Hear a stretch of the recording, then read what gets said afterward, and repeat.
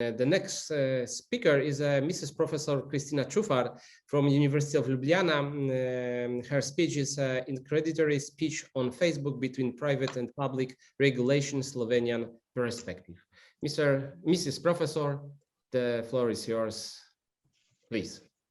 Thank you very much. Thank you very much for organizing this event and for having me. I'm very excited to be here.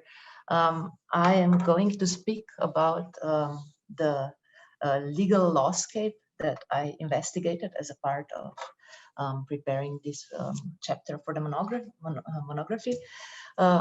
We were invited to maybe focus on a specific example, and I did just that. I focused on incendiary speech on Facebook, and I investigated how it is regulated privately and publicly in Slovenia.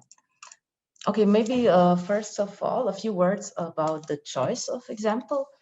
In Slovenia, almost 90% of the people use internet regularly. These are data from 2020.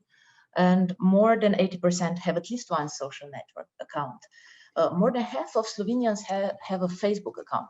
Of course, other social networks are also popular. For instance, Instagram is growing, or TikTok, but they are attracting mostly younger demographics, while Facebook, which remains the most popular social network in the country, also has the most diverse user structure. It's actually reflecting quite faithfully the structure of the general population. I think that makes it a good example to focus on. And also Facebook is well known for its active approach to content moderation, so that also makes them a good example. And why did I focus on incendiary speech, or hate speech, if you will? It's a much discussed topic here recently, especially online. So I thought that would be a good example to focus on. And 2 words on the concept that I'm going to be using throughout this presentation. Social networks like Facebook are web-based services that permit users to create an account, communicate with others, post the different content, connect, and so on.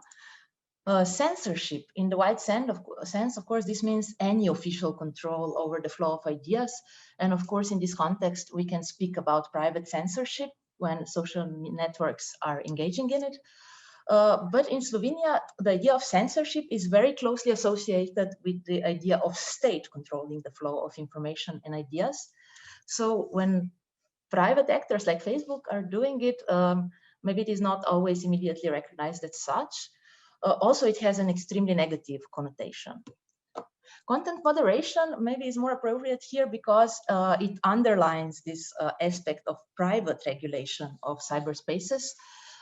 It maybe describes as a set of governance mechanisms intended to structure participation in debate.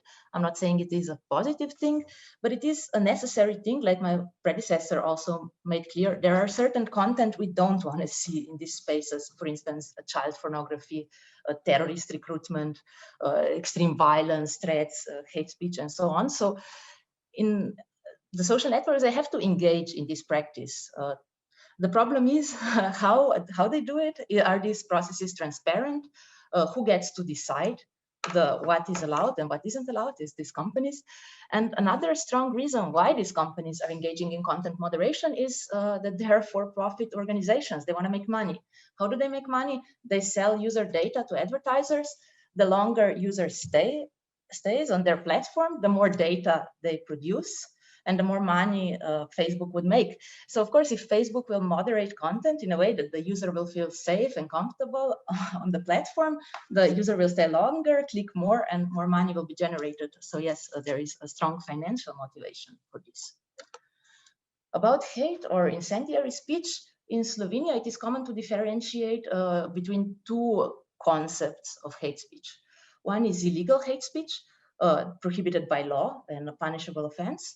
And the other is hate speech in the wider sociological sense, which might not be illegal at all, but it is in a way offensive, discriminatory, inappropriate, and so on. I will here focus mostly on the hate speech in the legal sense, but of course, when Facebook moderates hate speech, they are acting upon their own definition. So as I already indicated, Facebook is the one regulating its own platform. How does it do that? Through its community standards. These are a comprehensive set of policies governing what is and what isn't allowed on Facebook. They are not translated in Slovenian, only the title is translated. So I think that already poses an issue. What about users who maybe only speak Slovenian? How are they to understand what is allowed, what isn't allowed? And more importantly, maybe even how are they to understand the procedures in place if a user disagrees with the content moderation decision on the part of Facebook? When it comes to hate speech, Facebook relies very heavily on artificial intelligence. According to the latest transparency report from Facebook, 97% of hate speech is detected and removed by the artificial intelligence, and only 3% are flagged by users. So that is quite impressive maybe, but also on the other hand, the problem with artificial intelligence is that obviously it's not the same as human intelligence, and artificial intelligence doesn't really have the nouns, it doesn't understand the context. Irony, for instance, is something that is very hard for artificial intelligence to pick up. So this also opens up the problem where maybe content gets removed that wasn't problematic in the first place. If a post is removed or an account blocked, these are the most common sanctions Facebook uses, a user might ask for a review. That would, in the case of hate speech, probably mean that a human reviewer will take a look and they will decide whether or not to reinstate the post or grant access to the account. If the Facebook decides not to reinstate the post, we have exhausted its internal procedures. But since 2020, there is an independent global body of experts called the Oversight Board. The decisions Oversight Board takes are binding for Facebook, but this board functions as a sort of a Supreme Court of Facebook, and it also decides on its own which cases it's going to take and if they're not going to take the case. Also, it's a fairly new body. The Trump decision, of course, was very was much talked about. The decision because Facebook referred their decision to indefinitely suspend Trump's accounts on Instagram and Facebook to the Oversight Board. Oversight Board upheld the decision, but also criticized Facebook for lack of transparency and demanded that they review the sanction they employed because indefinite suspension was not anywhere specified in the Facebook's community standards. When it comes to freedom of expression, now we're moving into the realm of public regulation. As we already heard today, this is one of the very important human rights, as we are all aware, included in all the regional human rights documents, and of course, in the Slovenian constitution. These documents in Slovenian constitution are not really binding on Facebook, they're binding on public authorities. So Facebook and other social networks are not bound to guarantee freedom of expression to their users. In Slovenian legal system, we have no legal way of demanding that Facebook reinstates our post, for example. Of course, the freedom of expression is extremely important, but as any right or freedom, it has its limitations, most notably in the rights of others or in other rights, which are also important. Examples here would be, for example, the right to privacy, the right to personal dignity, where we have to balance between the two rights and decide what would be the appropriate solution. When it comes to hate speech, Slovenian constitution already has a provision that is the basis for the prohibition of hate speech in criminal code. That is the prohibition of incitement to discrimination and intolerance and prohibition of incitement to violence and war. Also, the EU, the Council framework decision on combating certain forms and expressions of racism and xenophobia by means of criminal law binds member states to ensure that their criminal law prohibits these offenses. So basically all the member states should have some form of hate speech criminalized. And there is, because the private actors, as we have seen, have play an important role here, also the code of conduct on countering illegal hate speech online. This was agreed between the European Commission and some important IT companies. The companies pledged their commitment to a responsibility of promoting and facilitating freedom of expression worldwide. And they also committed to tackling illegal speech online, setting up a process to review notifications, encourage flagging of problematic content, promptly responding to notifications, training the staff, sharing best practices, and so on. What about the responsibility and the liability of service providers? Under Slovenian legislation, Facebook is not considered a media company. Media companies, according to the Mass Media Act, are publishing edited content. The content that we find on Facebook is not edited, it is user-generated content, and Facebook is just hosting it on its servers. So Facebook is a service provider here. We heard about that in the previous presentation. The e-commerce directive is crucial here. So Facebook is exempt from liability for illegal content on its site. Under, of course, the condition that it is not aware of its illegality and that it takes it down upon notification. Slovenian Electronic Commerce Market Act also follows this system, establishing the notice and takedown. So we can't legally try to force Facebook to reinstate a post, but we may legally try to force Facebook to take a post down.